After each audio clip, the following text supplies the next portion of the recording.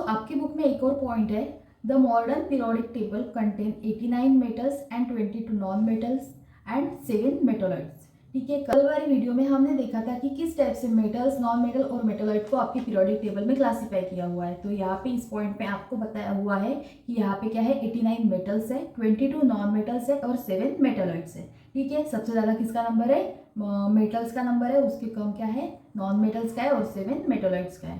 तो यहाँ पे एक मॉडर्न पीरियोडिक लॉ बताया हुआ है, the recent work has establish that the fundamental properties of an atom is the atomic number and not atomic weight.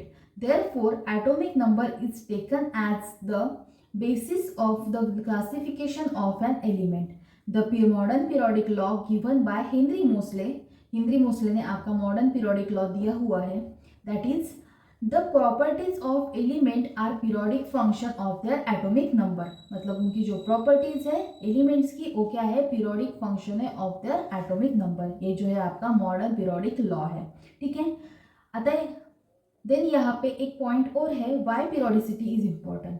तो यहाँ पे दिया हुआ है, the occurrence of the element with similar properties after certain regular interval when they are arranged increasing order of atomic number। हमें पता है उनके एटॉमिक नंबर का इंक्रीजिंग ऑर्डर आपके पीरियोडिक टेबल में दिया हुआ है, उसी को हम क्या बोलते हैं, पीरियोडिसिटी बोलते हैं। Because of periodicity the properties and behaviour of an element can be predicted although it's new। The chemist can use periodicity to check the possibility of chemical reaction occurrence and chemical bond formation।